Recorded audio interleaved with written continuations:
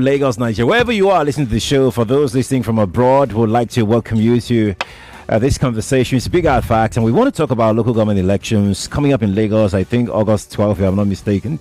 And we are hoping that we're going to be able to get more aspirants in before then, so as to get them closer to you, so as to get you to know them. And we don't want these aspirants to come from known parties. We want aspirants to come, major parties. All the parties are known, right? But we want aspirants to come from all of the parties vying in the forthcoming local government elections in Lagos State here. You're most welcome. I'm Sheriff Quadry. We're live on Facebook. We're also live on YouTube. Nigeria Info 99.3 is how you can be a part of the conversation. If you are in the diaspora, you can call my WhatsApp number when it's time for you to engage. My guest is already here, seated in the studio. He is Ayodele Adio, the Youth Party Chairmanship candidate for Eti-Osa local government. Ayodele, good evening to you, and thank you for joining me. Good evening. Thank you for having me. Let's start this way. I'd like for people to know who Ayodele is. Who is Ayodele Adio? Well, where do I even start from? So, I am a reputation management expert. I help manage reputations of organizations, individuals. Also an expert in strategic communications, and until now, ran a relatively thriving reputation management firm. So making people and organizations look and sound good is typically my forte. So yeah, and that's a bit of my background. Why politics? Well, I have always been in around politics, to be honest with you. My consultancy started by running reputation management for politicians. But before then, I've had, a very long stint in the media where I wrote political columns and wrote regularly for national newspapers, commentary on national issues, did the same on television and radio. So I've always been in and around the fringes of politics. And it got to a point where things were not changing as fast as they would. It seems like ideas were drying up. It looked like the space was being crowded by too many mediocres. We're putting forward our second 11, and our first 11 were just comfortable being led by people they know have less competence, and I just thought that shouldn't be business as usual, and we had to change the narrative. And so we had to throw ourselves in the ring. Quite an uncomfortable decision, but I thought it was worth it, because we need to raise the bar in our political space. The bar is so low, it's in fact is on the floor completely, and we need to elevate it. And the only way we can elevate it, is people of like minds, people who are coming to politics with ideas, people who are coming to want to fix things that are broken, people who want to reform the system. And that way, perhaps we can raise the quality of conversations that happen in our socio-political environment. And then, in the mid to long term, we can then raise the quality of candidates that participate. And then the quality of governance would also go up. That might be a long shot, but I think it's worth starting. And hence my decision to throw myself in. When you say the bar is so low, what informed that opinion? What do you see? Well, I mean, everywhere you travel across this country, and let me even speak specifically in Lagos, since we're talking local government elections, when you go across almost every local government in Lagos, it stares you right in the face. You see the incompetence. You see that governance has gotten so bad that local governments cannot even effectively collect waste. It's gotten so bad that our environment is this bad. We can't coordinate a functional waste management system, something that Julius Caesar's Rome probably did in 700 AD. And here we are still grappling with the basics, right? Our public schools, the quality hasn't been elevated. You go to the classrooms, they're still poor. learning outcomes are still very embarrassing, if you asked me. And so you see that every social problem we've had in the last 40 years, we have just simply recycled them. And no, there's not been a political class that has been able to solve any of these major problems. So we're still talking about the same kind of problems that we're speaking about 20 years ago, 30 years ago, 40 years ago. And then you have to ask the question, except of course we want to submit that these are spiritual problems, right? But as long as they are problems that sprung up, due to changes in the environment or changes in the economy, then they should be solved. Unfortunately, because we continue to elect a class of politicians who are more concerned about advancing their own interest and the interest of those who got them into office, very little of them spend quality time trying to solve the problems that the people are grappling with. And, perhaps if we had a lot more people thinking about the problems that we have and thinking about solving these problems, we would have made a lot more progress than we have, as a country and as a people. And that for me, that saddens me, because if you looked at local governments in the 70s and in the 80s and the things that local governments were doing at the time, you find that even governors are unable to do them today, right? So it's shameful. It's become complete shambles. We seem to have become a society that are more absorbed with propaganda. Of course, the media hasn't helped. It's so easy to call a press conference today. The media doesn't have as much resources as it used to, so you don't have quality people doing investigative reporting. We aren't checkmating those in authority enough. So the average Nigerian politician is actually on holiday. We have the most laid-back politicians in the world. They have no pressure whatsoever, except, of course, the pressure is, how much money they want to send for somebody's naming ceremony or things like that. The average Nigerian politician isn't under pressure to deliver good governance. And it's the easiest job to have in the world. And that's why the outcome of our democracy, the outcome of our politics is widening poverty, is increasing unemployment, is broken infrastructure, and it's rising insecurity across the country. And that will continue, except we change the quality of the people going in. We build a pipeline of leadership that sorts of sieves out, the chaff from the weed from the chaff, and then we have better people running our affairs. Otherwise, we'll be singing this same story, 40, 50 years from now. If you're just joining us, you're welcome. Ayodele is here, is the chairmanship candidate on the platform of the Youth Party for the forthcoming elections in Lagos here. I would come to you because I'd love the engagement to involve you.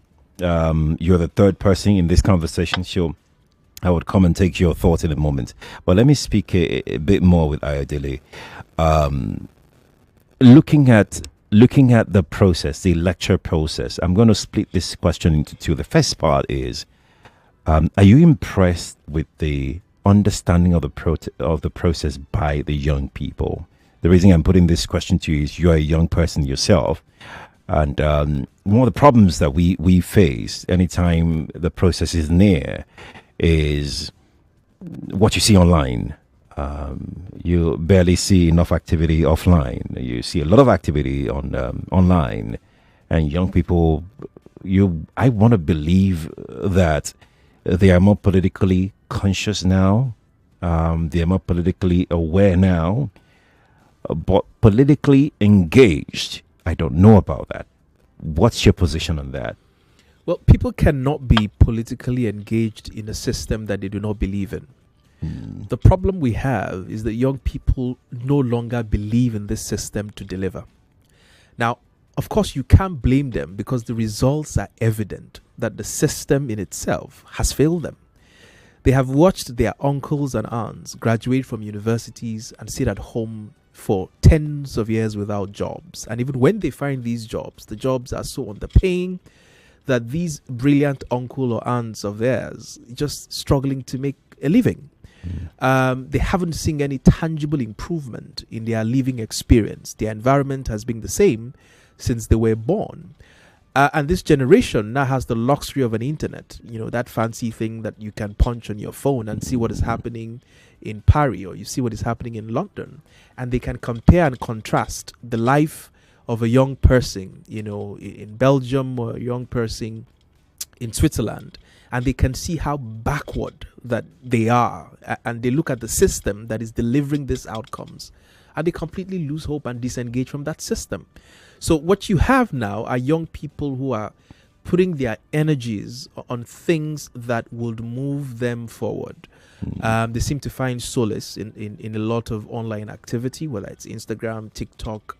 Some of them make decent money from these platforms.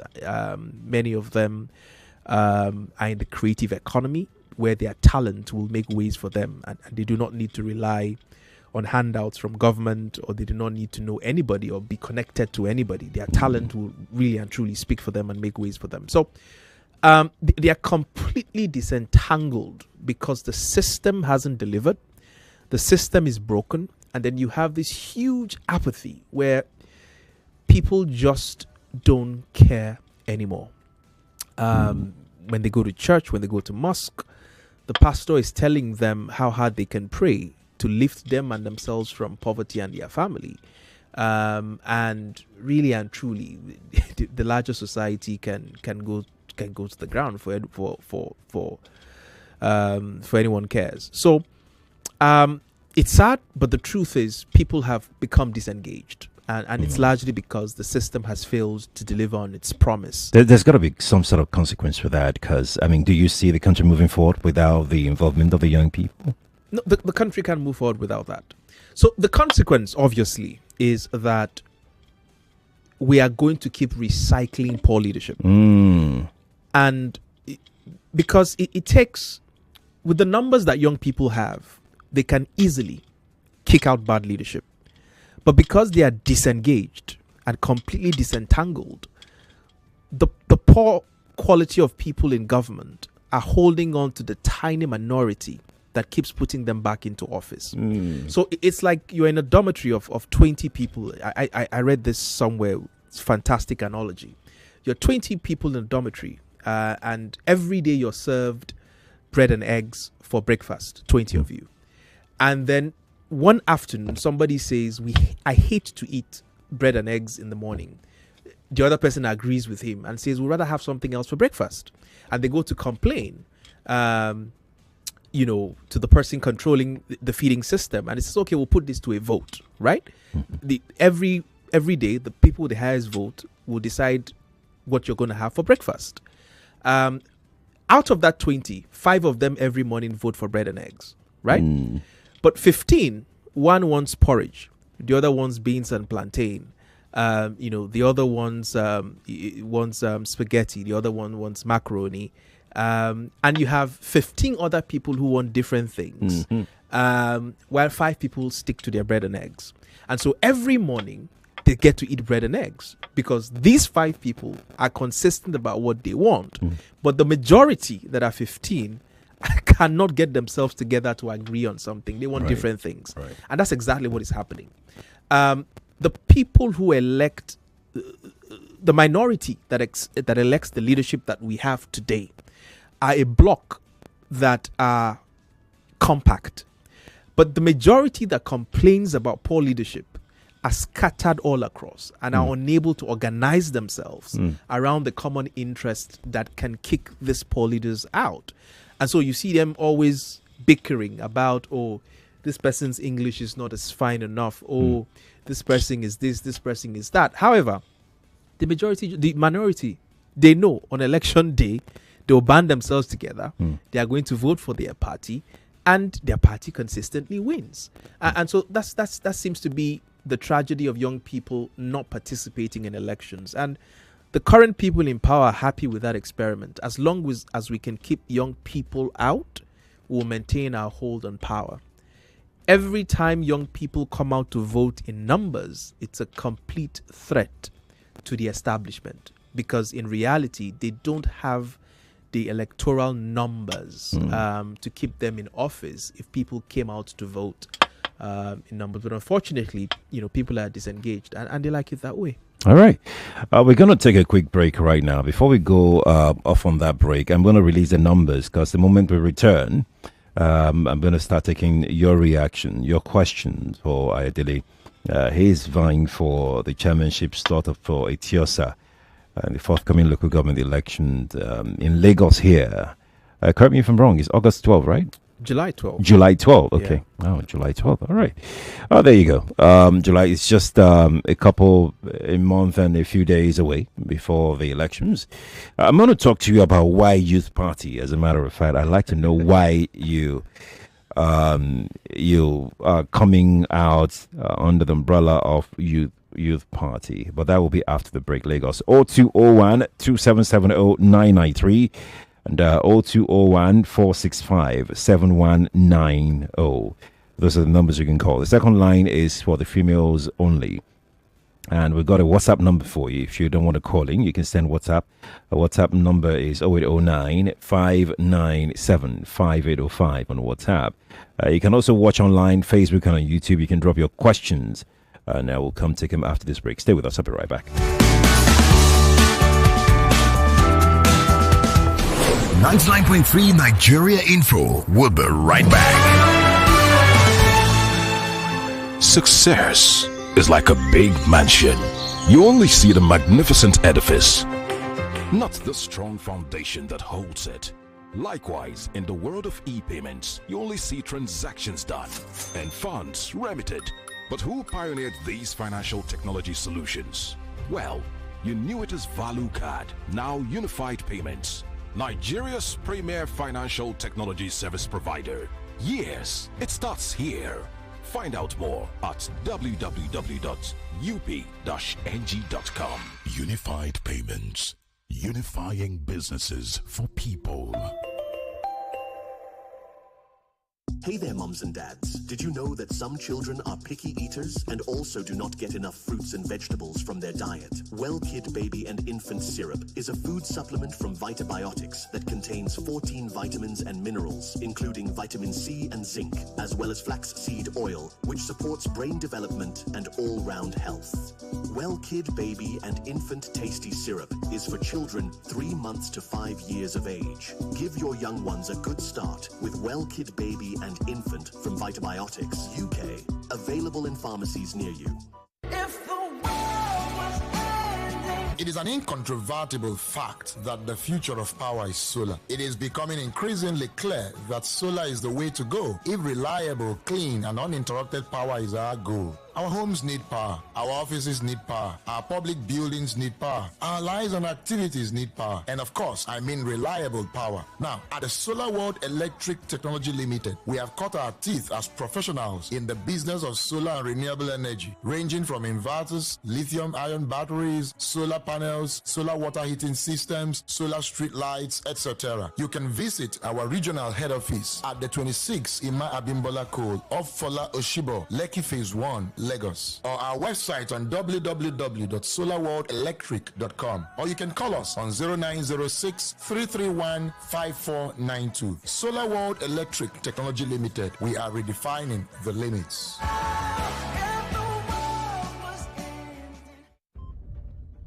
I don't know, man. These days, all you hear is save, invest, save, invest. Wait, how do you guys find this money? Is it not someone that is settled that will have money to save and invest? And even if I manage to invest or save, the interest rates are so low. And one can lose money in all these crypto, NFT, blockchain, and so on. Introducing Fund 724. It's a simple solution to all your money goals. With as low as 1,000 Naira or that urgent 2K in your pocket, you can start saving with Fund 724 and earn solid returns on your investment. And you can withdraw your money from your account for free. Anytime you like, just dial *724# on your mobile phone and follow the prompts. Oh, so no need to download an app or join a long queue, huh? Dial *724# now to get started. Fund 724 is available 24/7. Guarantee Trust Fund Managers is a subsidiary of Guarantee Trust Holding Company PLC and regulated by the Securities and Exchange Commission. Everyone says I'm beautiful and bold. They say I'm fashionable, and to crown it up, very confident. And my secret is... People say I'm good looking, funny, hardworking, and to crown it up, very confident. And my secret is So whether in the office or at home, in the streets or on the dance floor, anytime, any day, I never lose my confidence. And the secret to my confidence is Wazobia perfume. absolutely. Wazobia perfume gives the authenticity and long-lasting fragrance all day. That's my secret confidence. Wazobia perfume is available in body spray. Also available in supermarkets and markets near you. Wazobia perfume, the correct scent. The winner of the Has Insurance SA Championship is... Dear parents and school principals, your child could be our next winner. Application is now open for the 2025 Hares Insurance SA Championship with 10.5 million naira worth of prizes to be won. To participate, students in JSS 1 to JSS 3 are required to write a 500-word essay on the topic, the role of insurance in keeping families safe and secure, and submit the essay on our website. Teachers are not left out too. You could win up to 1.5 million naira cash prize in a special teachers category. For more details, visit www.hairsinsuranceGroup.com/essay. That is HEIRS. Application closes July 8, 2025. Brought to you by Hares Insurance Group. With BetKing Virtuals, every game fit make you hit jackpot. The power to win bigger is in your hands. Download the BetKing app and register today using the promo code FREEBETS to enjoy 100 naira instant bonus and other exciting offers. Terms and conditions apply. Not for persons under 18 years. Play responsibly. We're back. We're back. We're back. We're back. We are back. We're back on 99.3 Nigeria Info. This is Hard Facts. Welcome back, Lagos. It's still Hard Facts here on Nigeria Info 99.3. Ayodele Adio is right here in the studio with me. He is the Youth Party Chairmanship candidate for Eti-Osa local government area. And we're talking about the local government elections. We've talked about his person. We've talked about the youths and the electoral process. Brilliant submission, if I might add. Ayodele, thank you again for coming through today. I know you're a very busy person. We've postponed this interview like twice, have you? He's an extremely busy person. So we're going to make this very quick. If you're calling in, I would implore you, please go straight to the point if you're calling in. To ask him one or two questions, but I have got quite a few that I want to ask. Why Youth Party? Well, in a nutshell, I've always wanted to run on the party that creates a level playing field for people to contest, and not a situation as you have, or as is obtainable in other political parties, where they tell you that on Saturday's primaries, or the primary elections will hold on Saturday. And while you're preparing for primary elections on Saturday, you get a phone call on Tuesday that they have picked a candidate. And then you're wondering, but I paid for forms. It was advertised that primaries were going to hold on Saturday. So how come we already have a candidate, right? And then they tell you, don't worry, we'll give you something else. Now, that cannot be an internal democracy that will produce quality governance, because if the process has been sabotaged from the beginning, if we have a system where internally we cannot play by the constitution of our own party, it's impossible to abide by the constitution of the Federal Republic. If we find it convenient to manipulate the process internally, we would always find it convenient to do that when we get into office. And so I just have never found it reasonable to submit myself to a process that is rigged ab initio. I'd always wanted a level playing field, where, if you're more popular, you win the ticket, and every other person supports you in the larger elections. And hence my decision, to join the Youth Party, which I'd done about 7 years ago. Also, I think it's also important to add that there was a clear political philosophy and ideology about the Youth Party. And that also drew me to the political party. And at the time, before we had our runnings with INEC, we were holding quarterly policy briefings where our policy and strategy unit will put together papers, whether it's on the economy, on national security, and things like that. Brilliant. And we were having these kinds of conversations constantly. So we're adding some sort of value to the larger political space. Until we had our running with INEC and were locked in court for about 5 years. But I persevered because I believed in what we believed in collectively as a political party. And that's why I've stuck through, over time. And it's now time to put some of these ideas to test and to work and see how it can indeed affect the lives of people. And so I'm moving from the textbook approach into the field now, where we can see how these ideas can then impact society for good. If you sound like Ayodele, if you're an aspirant, if you're a candidate, I'd like to have you here on Nigeria Info. I don't care the party you belong to. Sorry, Ayodele. Because I like what I'm hearing. I like the submissions that I've heard thus far this evening on this show, and I'd love to hear more. So this is an open invitation to you. If you're vying for the chairmanship, local government elections, July 12, if you're a candidate, I want to speak to you. Even if I can't speak to you, I would make sure that some of my guys get to speak with you on their shows, because we need to have more of you guys come out and let people get to know you, let people get to meet you. So Ayodele, I want to be very frank with you now.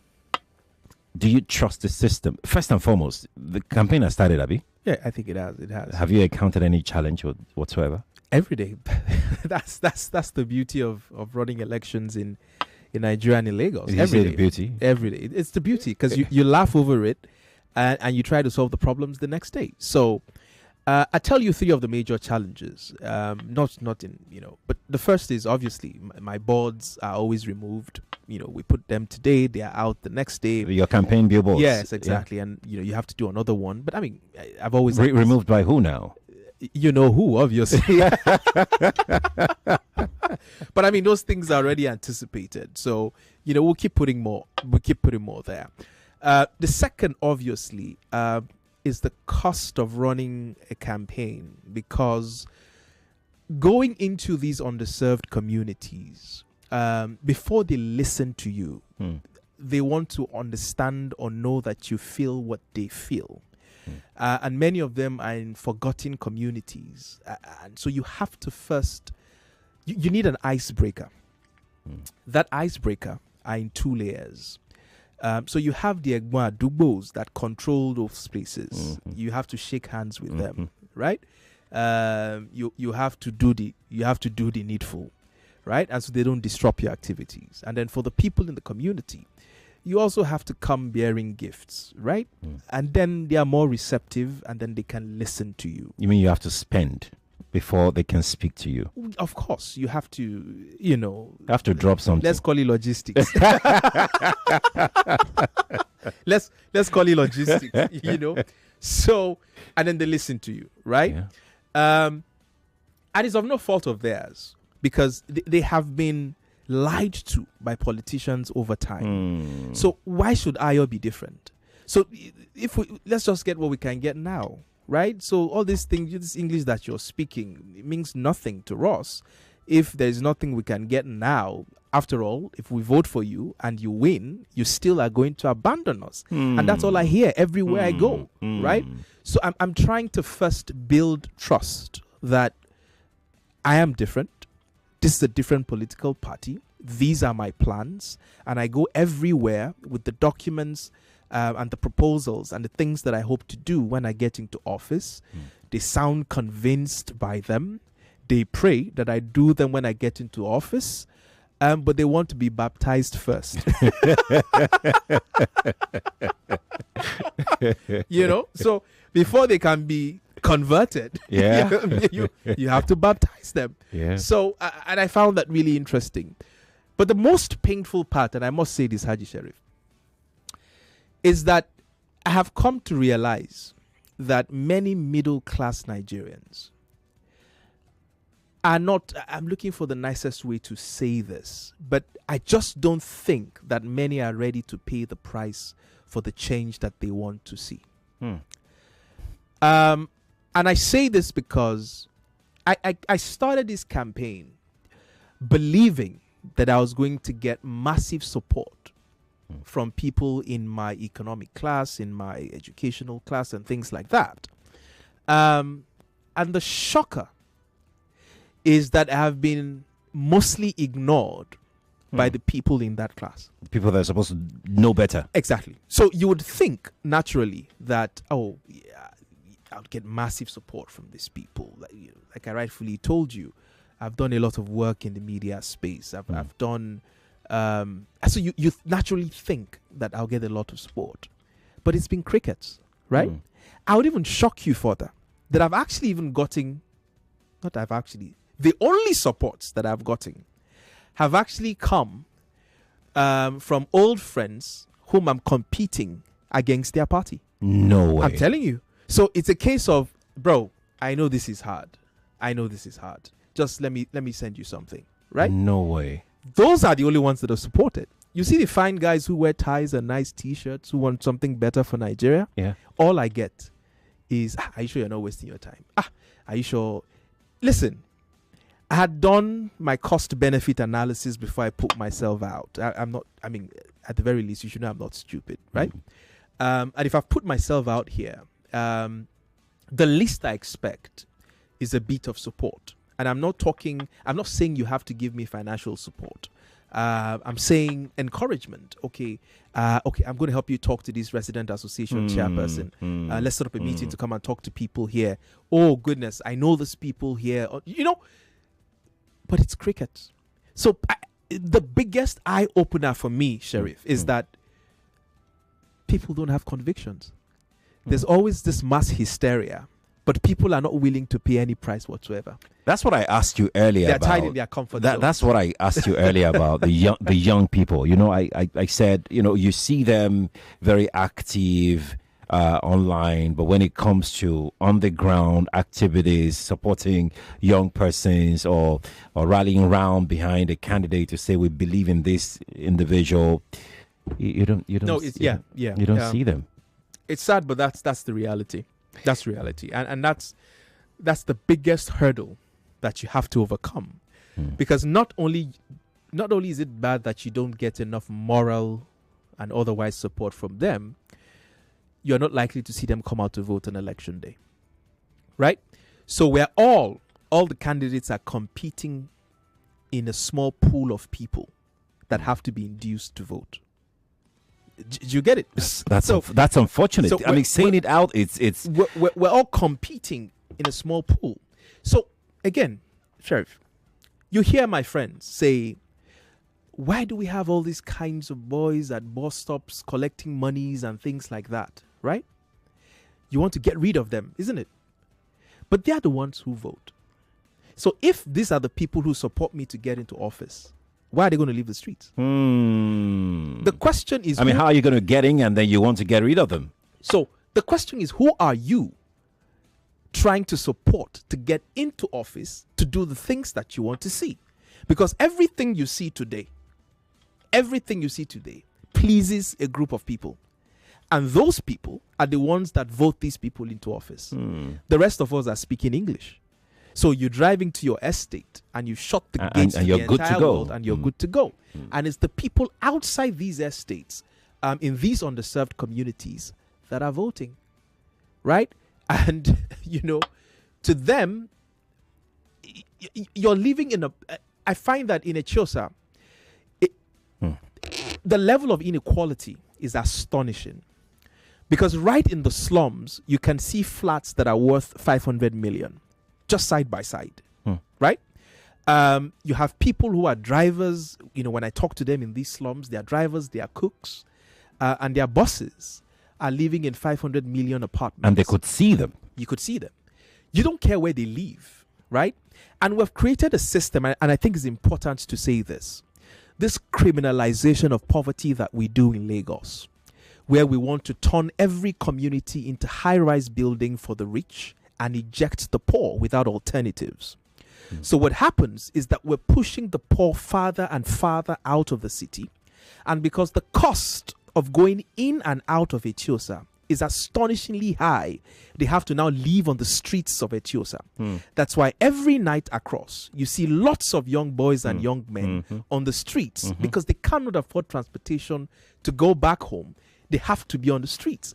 And their bosses are at home, not minding where these people sleep, where they come from, as long as there's a nice, shiny building that is going to be erected somewhere in a place that they are going to be ejecting people from. You cannot have development like that. Development has to be inclusive. And, as local government chairman, I don't have the powers to decide, large urbanization policy. But what we can do are simple interventions that allows low-income people who can prove that they work in many of these organizations to provide temporary shelter for them. To stay the night, we check your ID card, we know you're working Nigeria info.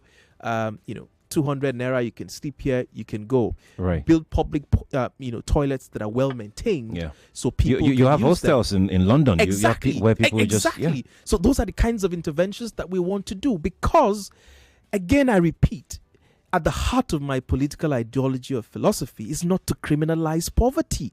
We seem to be doing a lot of that in Nigeria, and we don't seem to understand that we are in the minority. There's too many impoverished people, and all we're trying to do is relocate this poverty instead of solve it. That's what we're trying to do every time. Just let us move it from Ikota. We'll move it down to this place. Let's move them away from Jakonde. We'll take them to Ekpe. That's all we're doing. We're not solving the basic problems that are in front of us. It's a failure of leadership. I want to talk to you about the election proper. I'm sorry about your boards being removed every now and again.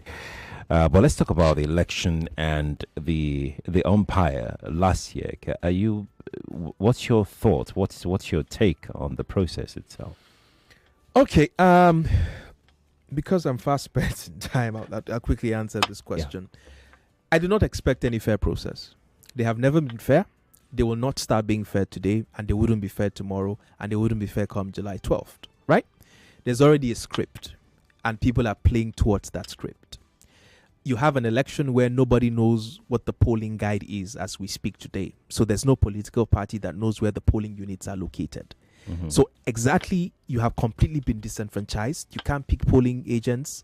You can't pick canvassers because you don't know where your polling units are located. There's no polling guide.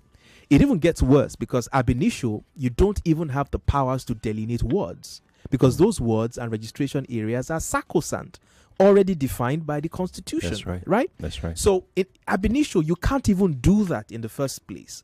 And that's why I've criticized consistently this running of elections in 37 LCDAs that we have normalized. It's an absurdity. It doesn't exist in the Constitution. We shouldn't be wasting money running elections in those offices, and people who are, in quote, elected into those offices lack legitimacy because they do not exist.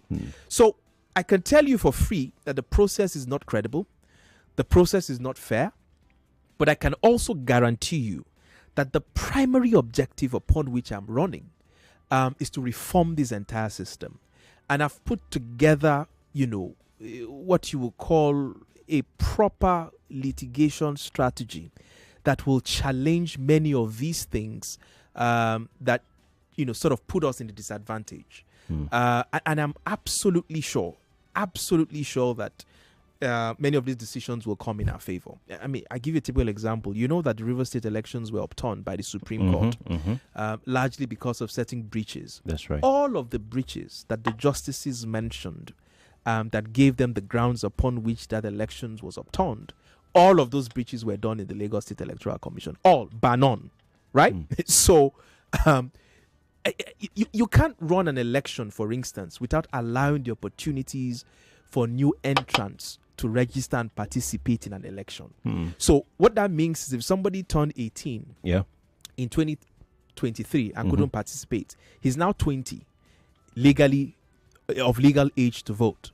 He cannot vote because you did not present an opportunity for him to register, to vote, to participate. So inadvertently, you have disenfranchised millions of young people who came of age to vote in this election. So these and many of these issues that we are challenging in court, and I the verdict will not come on July 12th, but when many of these verdicts come, they will change the face of local government elections in Lagos State for good. Adio, I know you've got to run. Yes, I know you've got to run, so I'm going to allow you to go now. Thank you so much for coming through. I hope that I will be able to get you in before election proper to have one last chat with you. I would love to. It's been great having you around. Thank you very much. We're going to take a quick break, Lagos. When we return from this break, I will start taking your messages and your calls. Stay here with me. I'll be right back. In a world where misinformation runs rampant, one show stands apart from the rest. Get ready to embrace the truth as we bring you the most hard-hitting stories and unveil the real facts. Welcome to Hard Facts. I am Mary Ann O'Cone, and this is Hard Facts, where we separate truth from fiction. We're passionate about the hard-hitting stories that matter. Get ready to challenge your perception and discover the real world. Let's dive deep into the issues that affect our communities, revealing the untold story and giving you a voice. No sensationalism, no bias, just raw, unadulterated truth. I am committed to delivering news without compromise. Hard facts as we know them, when we know them, and how they affect you. Every Monday through to Friday, 3 to 6 p.m. This will be your most authentic news experience starting now on 99.3 Nigeria Info. Let's talk. This is Hard Facts.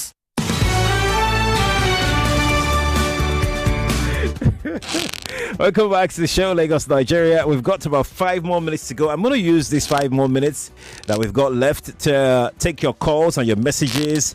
I'm sorry. You see, you can't have a conversation with Ayodele and not want to have more. Yeah. So I think we'll use that 5 minutes to talk to you right now. 0201 2770 993. And for female callers, it's 0201 465 7190. For diaspora callers, you can try the WhatsApp number. You can call the WhatsApp number if you're in diaspora. The WhatsApp number is 0809 597 5805. So I'm going to start with Uche, who is calling from the UK. Uche, you've got 60 seconds to talk to me. Uche, how are you doing? Hey, Sharif Baba, you again. Yeah, so. Let me put Ayo in the studio. Ayo, how you doing, my brother? Ayo, don't go now. Ayo, don't come out now. Oh, I wanted to have a chat with him. Hey. He, described himself as a reputation management expert. I would have preferred he uses the term brand management expert, because that reputation, it appears to me like he manages people with evil characters and all that. So why are you like this now? No, but that's the truth now, because when you say you are a reputation management expert, the impression you are giving out is that you are trying to manage and paint black people white. When I say black, I'm not talking about skin color. I'm talking about people with questionable characters. So you don't think people's characters can be attacked? People can say that Uche now is a bad person, and when you go to Ayo is the one that will now tell people that Uche is actually not a bad person. No, but the way he said it, Sheriff, you listen to him now, he appeared more like, look, I'm out to help those with bad images, shaping their image. It's a profession, though. Especially in a country like Nigeria, where you deal with politicians. And don't forget, he's into politics as we speak. Yeah. So he has been dealing with some politicians in the past. Maybe that's what he does for them, and that's not too good for his brand. That's not what he does. I would have loved to say that to him, but he's left the studio. Yeah, he used to work with Uncle Jimmy on the other side. It's gone. It's gone. Yeah. All right. Thank you for calling me, Uche. Thank you. I can tell you that reputation managers are great. They are good at what they do. They can work with anybody. They can work with anybody. Okay, so you could say the same thing for lawyers, right? You could say the same thing for doctors. You could say the same for other professions. other professionals actually, because that is what they do. They don't look at the person. They look at what the job that they are supposed to do, and they get the job done. Actually, I don't think that's a minus.